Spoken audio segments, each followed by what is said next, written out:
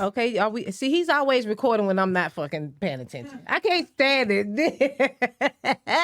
Very good. This is the Shanny Jackme show, and I have a special guest, Captain Channing. Is that the right way to say it? Yeah, it's that Channing, but yeah, Channing Von Taylor, Von T. You know, Von T for short. For those that know him through Instagram, he's Kobu.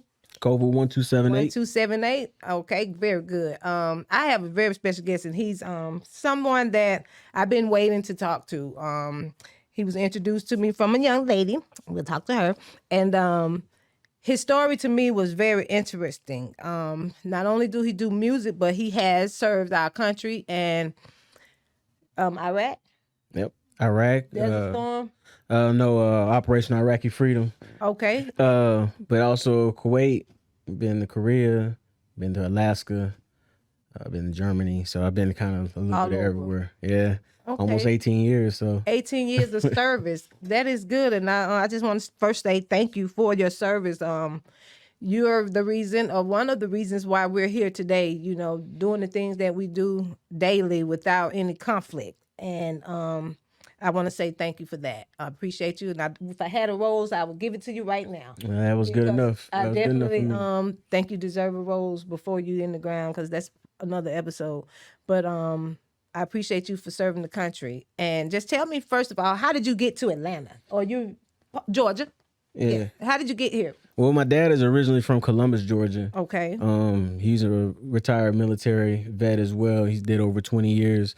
And so with traveling with our family and being military, we kind of traveled around the world. Okay. So military brat life, you know, being everywhere and stuff like that. But when he retired out of the military, he retired in Columbus, Georgia. Okay. And then that's kind of like where we kind of just, everything just kind of stopped right there as far as his moving around and stuff. And so that's where everything where you landed in Columbus. Yeah. Okay. I have family, friends in Columbus. Columbus is really a nice little cheap place to stay right now compared to the prices that are here in Atlanta. Because I'm like, no, Lord, this is very interesting. It's hot right now, though, in Columbus.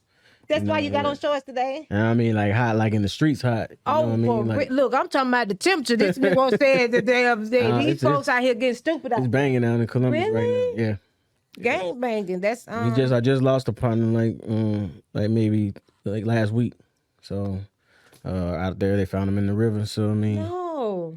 Yeah, it's always something new out in Columbus. So okay, you know. See, so no, not only now that I leave the military, now I got to be at my neighborhood, you know, watching out for myself there.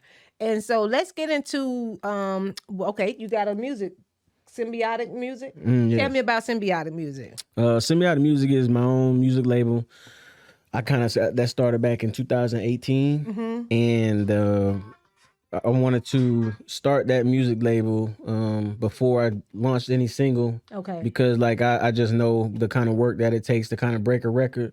And I wanted to do the research first, and I didn't really want to go through a whole bunch of middlemen in order to do it. And I thought that I was going to have a lot more time before I got to where I'm at, right, to kind of play with my music and sound a little bit. And so like taking that little extra step to kind of understand the music industry a little better kind of helped me get myself out there, get on these platforms without having to go through all these, you know, these middle people to get there. So that's kind of like where the label came from. Okay, Symbiotic. So you thought of that name? Because when I see Symbiotic, I think about symbolism, and because that's part of that word. How did you come up with that? So the Symbiotic is I mean, I like that, you know, but also like Symbiotic is like a symbiote, like my helmet. Love him. And pretty much what that does is, you know what I'm saying, like the symbiotic part. And I did come up with the name, and I came up with the design and everything myself and everything like that. But pretty much the reason why I came up with the name is because like putting my own style and touch into all of the music that I kind of get myself involved in, I kind of take it and twist it and make it mine. And so in that turn, like I've kind of put my symbiotic touch on it. And that's the kind of image that I'm kind of push out there with my music label. And like when I pitch it to these artists and let them know, like I'm not looking for a specific sound per se in my label. Like I'm just looking for your creativity. Add your own symbiotic touch to your sound, and let us get you some of that exposure that you need. So I got that, and that's a good idea. You know, you doing it your own way and doing it your thing, so you're not signed with anyone. No. At this time, you're not signed. Do you look to be signed? I don't know. I enjoy the freedom of being able to move right now and doing what I do. I mean, obviously, like, stuff could change, as I progress forward and move on with my career. But as we stand right now, I'm not signed, but I'm also not hurting to be signed. Absolutely. So, No big deal. If you don't ring the deal, it's no big deal. Yeah, right. No big deal, like no that, deal. Right, for real. Because, see, you could be independent things.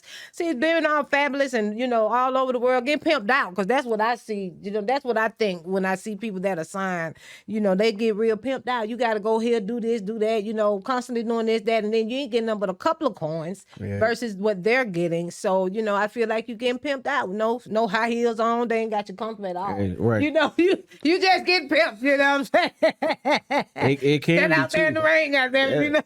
It can feel like that too, especially if you don't read through all your paperwork before you sign it. When you get that deal, like you said, pimped out. When you get that initial amount of money, that $30,000 something that you took off the table, all you see is that green up front. Yeah. And you don't realize that once you take that money, you finna get out there and work for that money. Yeah, they gonna get all your energy. You know what I'm saying? You gonna be out there every show, everything. You done been paid, and you coming off stage. You like shit. I see there's 100,000 people out there. I'm looking for the check. Right. And they like, no, you got 30,000. Remember? And the way I be moving right now, sometimes I be tired. I be ready to go home and go to sleep. Exactly. I can make that decision right now.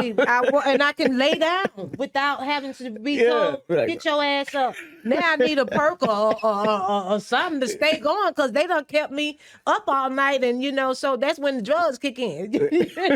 So you be having to, get pimped out of these big deals, y'all. You better watch what you got going on. Straight You facts. definitely want to read the fine print.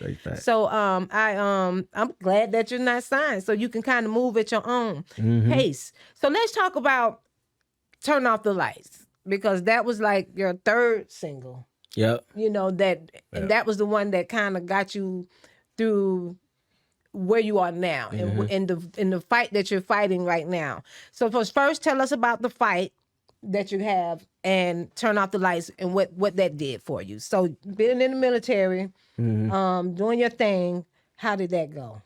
I mean, because I still am, man. When I made the first two singles, they played and everything like that, but it wasn't really much traction. Like I said, I was willing to put the work in to get to where I was trying to go to. So I didn't think I was going to blow up overnight. So, I knew I was going to put the work in. First two singles dropped. They did what they did. People played them, whatever. But then when I dropped the third single, keeping in mind, like, I'm not making any money right now. Right. Like, all I'm doing is putting my own hard-earned money into this stuff. Right. I invested into an actual videographer, came up with a treatment for the single that came out, and then I dropped a video. Well, that video ended up getting picked up on WorldStar. Then that video hit WorldStar. Then it started to get a couple hundred turned to a couple thousand turned to a couple 100,000 to a million, over a million. To a million, yeah, I see that. And so when that happened, then all of a sudden, I started to get like these messages from soldiers, that were around the area that I lived in, no bad messages, just like, hey, we seen your videos, everything, it's nice, I like it and everything like that. And then 2 weeks later, I get called into the office by the boss. You already know where this is going. Come to the principal's office. Yep. You already know where this is going. Principal's office. Okay. So get there. Yep. Get there. And then pretty much, to sum it up, you take your music offline or we going to give you a criminal charge.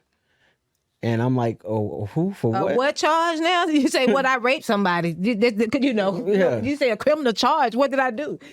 So just because your music was on the internet, not on the radio, nothing, we just on the internet, you getting criminally charged. So how was that? How did they even come to a criminal charge? So they charged me with three things, and when they brought up this charge, which pretty much I told them, you're gonna have to prove this because I'm finna battle this one out. Right. They said that I disobeyed a direct order to remove my music video off of the internet. Now, keeping in mind, Turn Off the Lights music video came out in 2019. Okay. I got called into the office about my music video a whole year later. 2020, I'm in the office. Yeah. Old ass video. Yep. Right. Being told that you know, I was told a year ago to take my video off of the internet. And I said, hold on. A year ago, I wasn't told to take my music off the internet. A year ago when this dropped, when I went through this with y'all, I got pulled into the office and they gave me what's called a counseling statement. Okay. That counseling statement, what it said was, it's clear you have musical talent. Just use your skill appropriately. Okay. So what is appropriately? Right. Okay. So that was the word that that you supposedly misunderstood. Appropriately. Yeah. So what's appropriate is what you were saying Yeah. to yourself. So okay, what are you asking me? What are you? Yeah, that's what I'm getting down to. Like, what are you trying to say? Right. You know, because they had to try to pick their words wisely. So this was in 2019 when that happened. Okay. 2020, now I'm getting charged because now they said that they gave me a direct order. That was one charge. The second charge that they gave me was publicly appearing in a music video that brought discredit upon myself in the U.S. Army. How? That's what I was gonna say. How? Okay, because I saw the video, didn't see nothing wrong. You know, you didn't have no guns. You didn't have, you had ladies, but It's hip hop. it's right. It's hip hop music. That's it. So okay, so where did I go wrong? Seriously. So mentally, where did this take you? Because first of all, you're trying to do your music thing, trying to be service to my country, and trying to respect this thing that I have gotten signed up into. How does your mentality feel? Are you kind of like heartbroken or shocked. disappointed? How was that for you? This disbelief, I kind of never saw that coming. Okay. In my military career, because you know what I'm saying, like my record was immaculate before I got to this. Right, before I got to Georgia. Like never had a bad write up or nothing. And so for that to happen to me, like I already knew what I was gonna do. Okay. So I already knew I was finna come out fighting on this one because I already knew where this was gonna go. I knew that I was not gonna take this music down. Okay. I knew that. Right. And I also knew that they're not gonna stop coming after me for it. So what I tried to do was I tried to do this in-house first. I tried to go through all of the military appeal systems to try to make sure I fixed this before any of this stuff kind of got to where we are today. I used all of those systems, equal opportunity. We talking abuse of power. Right. I'm reporting appealing decisions. Right. All of that stuff is coming back. Nope. Actually, everything that I did trying to appeal the situation that I was going through all came back to one person to decide it. Every single avenue that I picked. It always ended up at a one head that I've been dealing with from day one. Still you again. Oh, you again. Yep. I'm like, okay, so are you all going to get somebody else to decide something? Yep. So is this one person, do you feel like it's just hasn't been vindictive for you? Or This person, the systems that they have in the military they're not for the soldiers. They don't work for us. Okay. That's part of the problem that soldiers have with censorship and you know what I'm saying, being bullied and stuff getting swept under the rug. Why so many soldiers be afraid to speak up about what's going on with them is because those systems are not working for us. Okay. They don't work for us, and then we're so disconnected from regular civilians. They don't understand that there's people who are serving in the military right now going through stuff that don't have a way to speak out, and that's why PTSD and suicide is so high in the military. Oh my goodness. And that's exactly where they tried to push me with this situation by making sure that my voice ain't heard, trying to stop me from getting medical coverage. They was really trying to drive me into the ground, and I did not let that happen. Because I did see that you were saying that you was denied medical care. Okay, so with that being said, how did they deny you? That you don't have benefits, or they so-called took your insurance? So the funny this is funny thing. VA benefit, right? So on the civilian side, right? Like as a civilian, when you want to go see a doctor, you go see a doctor. Right. You can see whoever provider you want to. You don't like your doctor, you get a new one. Right. Okay, but in the military, you have a provider that is provided to you by the unit. And all of the soldiers in that unit got to go to that same provider. Okay. And so before you can have any operation, you can go to the hospital and you can get checked out there. But in order for you to have an operation or any kind of, before you can get the clearance to do anything, it still got to come back to your unit for them to sign it to be able for you to get it. And if they say no, then they override what the doctor says. even if you're having a situation where you are in pain and you hurting and you trying to explain to them like I need some help and assistance, if that unit ain't trying, if they don't sign off, if that commander don't sign that paperwork saying you can get this operation, this surgery, or this care, you're not getting it, and there ain't nothing the doctor's gonna be able to do about it. So what I had to do was, I literally had to fight. I had to go through patient advocacy in the hospital. I had to get officers in the hospital involved in order to switch my provider to the hospital because I felt like I wasn't getting adequate care. Right. And even then, I was still part of this unit because, like I said, I used all of the systems that the military had available. I tried to switch units, they wouldn't let me go. I tried to transfer bases, they wouldn't let me go. Even when everything was cleared, because the whole time while I was in this unit, the only thing they were trying to do was build my packet up. Because it's got that little saying, it's keep an eye on your enemies, closer. You keep your enemies closer than your friends, what I'm saying, stuff like that. That's why they saw me. They didn't want to lose control. Yeah, over don't me. want you to get loose. Don't let the dog out because he's gonna be barking all over the place, and we want to make sure we can keep this puppy quiet. Yep. Okay, so that's how they so pretty much blackballed you in the medical end of things. And so you're saying that you're still enlisted? I'm an officer. Okay. So that's where kind of like this whole thing is a little bit different, right? You know what I'm saying? Because you have enlisted soldiers, and we think about what most people who think about soldiers, like like you just said, they think of an enlisted soldier. You think of privates, NCOs, sergeants. That's usually what you hear about, right? In the middle, there's warrant officers. It's between an enlisted officer and an officer. An officer is a commissioned officer, which is a captain. I'm an 03. And 03 is about 4 or 5 ranks away from being the highest rank in the Army. Right. That's how much I have worked in doing what I'm doing. Right. So for him to come at me with an Article 15, me and him are too close to rank for him to actually give me a charge. So it actually had to go to a general in order to rule over this case. In this case, it was the general of the entire post that I had to sit in front of with my Article 15. And when I did not agree with him, I took that Article 15 and I went to the Public Affairs Office and I made my document legal after they redacted all the information they could. And then I started to go to the news crews and I gave it to anybody who would listen. Right. Because we're not finna sweep this under the rug. Like, I don't know what y'all thought, but it ain't finna go down like that.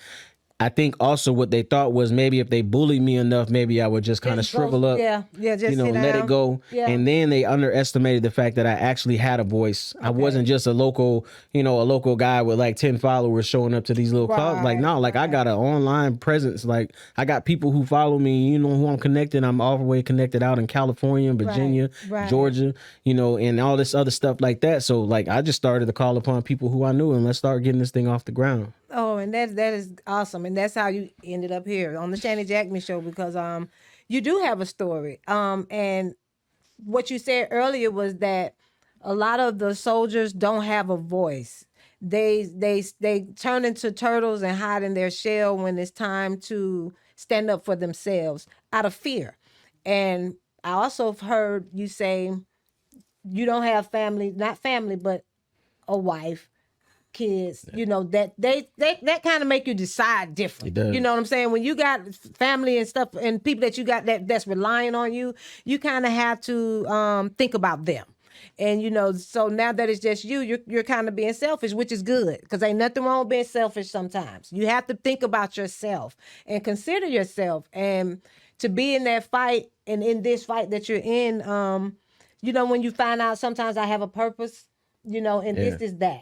And a lot of people are out here without a purpose, and this is your fight. This is your thing. This is what you're here for. Even when you signed up for the military, you didn't sign up for this, but you did. You know what I'm saying? And in so many ways, this is what you were here for. And to do what you're doing is outstanding. And when what you're fighting for, are you afraid? No. I'm not afraid of anything. I'm not afraid of anything as far as them. Getting bad medicine, all of a sudden, I'm out. I always because I be fearing the government. I always go into these interviews and I let them know like I've already calculated the risk. I know what the military can do. Right. I've had 3 different jobs while I've been in the military. I've been a truck driver. I work with chemical. My last job was military intelligence.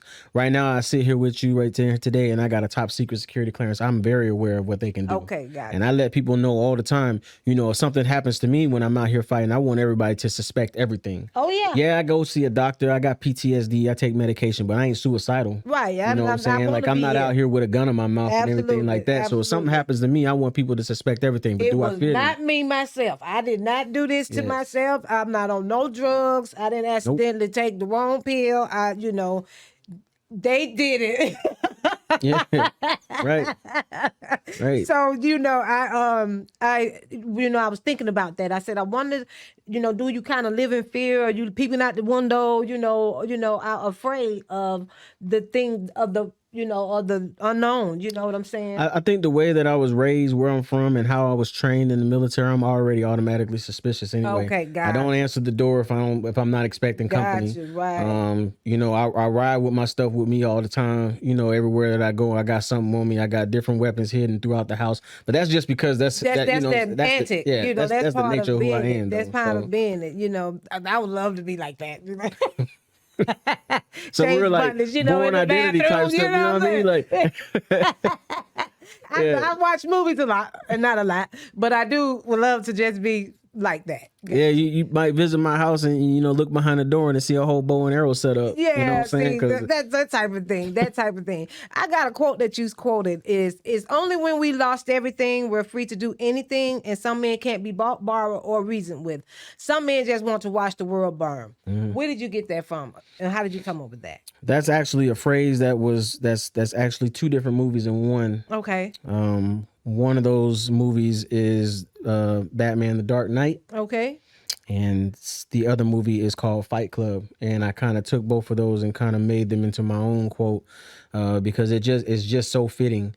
I didn't realize what I was able to do until I realized after I lost everything. Like I'm free to do whatever I want to do now. Okay. And there's nothing that they're going to be able to do that's going to make me stop fighting for what I'm fighting for. And so when I think about that phrase, when I put it, you know what I'm saying? Like, you're not going to buy this off. Like when they tried to kick me out of the military and then ultimately ended up letting me honorably retire anyway. And we're talking the honorable retirement. I retire March 13th. I retire next week. 3/13. You know what I'm saying? I retire next week. Think they thought that, okay, we let him retire, he might let this go and go away. I mean, I'm not going away. It's not going away. Done with y'all. I've been in the military for almost 18 years, and I've never seen a situation like this ever. Like, here I am honorably retiring. We're not talking about a discharge. Like, I am retiring. Right. And yet there was no ceremony. There was no congratulations. There was no thank yous. There was no nothing. I got my paperwork and I left post. Goodbye. Yeah. I've never seen it. I've never seen a retirement like that ever. I've seen discharges like that. Right. I've seen dishonorable discharges like that. Yeah. So they slick giving you a dishonorable disgrace, but at the same time, we're gonna save your face. We're gonna give you face value. You did good. Yeah, very good. Mm-hmm. Goodbye. But what is the fight? Because I would like people to. I know you have petitions, so let's just close this out with what are you doing? What is this fight about, and how do you need help? What could the people out there that's watching the show do for you, and where they can follow you from, and just everything about what you're doing? Yeah. So across all my social media platforms, I have this link that's in there. It's on a website called change.org. And what this website is doing with this petition, I have this petition, which I'm trying to get over 100,000 signatures on this petition, because what's going to happen is once this petition is signed on this digital format, I can take that and turn it into an actual document. And then I can push that up to Congress. Right. And then I can get legislation to try to act on some of this and try to get some of these lawmakers that are involved. So on my social media, they can go to my link on my page. Okay. And then in my Linktree bio, like right up at the top, you'll see this petition. It says Von T's fighting for justice, and I fight for behalf on everybody. And they can sign it. It literally takes less than, maybe takes like 30 seconds, if that. Do it. You can sign it. You can write why you sign it or why you support it.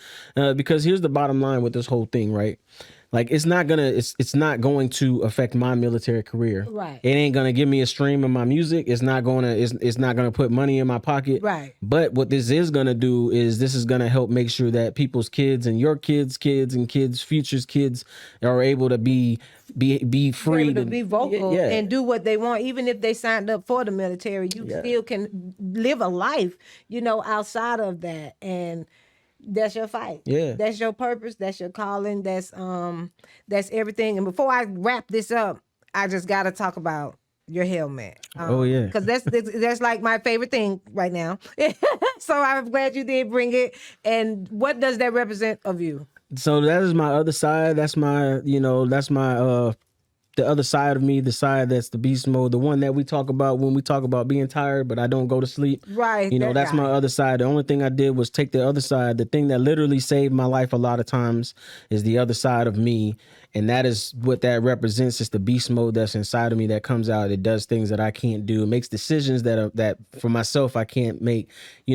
I think that everybody has two sides to them. Right. And I think that everybody has a way of trying to rationalize with talking to themselves. Right. Well, I don't, because I have another side, and that is my other side, and it's personified when I put it on my head, and people know that. And also, it's pretty cool. Kids think I'm a superhero. They and that is hey, everybody's a superhero. I think everybody had that in them, and that is a perfect symbolism. Symbiotic music, y'all. That's what we got over here. We got Von T over here representing, and this was a great interview. I really hope that people get out of this what you bringing it forth to do. And y'all sign up, get your make sure you go to his link tree, Kovu12. Yeah, Kovu1278 across all my social media platforms, and like my music streaming links that are out there is Von T on across all streaming platforms that's out there. Like I tell anybody, the only radio station that you need to go and listen to is my Pandora station. You go to my Pandora station, you listen to Pandora's everybody on there. Right. It ain't just gonna be my music. There's Drake on there, Chris Brown's on there, the Baby's on there, Lil Baby's on there, Lil Durk's on there, Von T's on there. So you know what I'm saying? Von T, fuck them. Von T there. You don't need no other radio station. But yeah, they can find a petition on my social media pages. Okay. Change.org. Okay. Von T Fights for Justice. You can go to change.org, type in Von T Fights for Justice. I'll pop up, or you can go to my social media and find it and subscribe. Subscribe. That is what you better do. Subscribe, please. And sign that petition, because we do want those numbers to hit. I would love to see it go towards Congress. I would love to see it on a document, in real life, on paper, on a hard copy, and walking it into the buildings. I say it like this. Either we can do it now, or the military is going to make sure that me and nobody else is going to be able to do this it ever again, ever.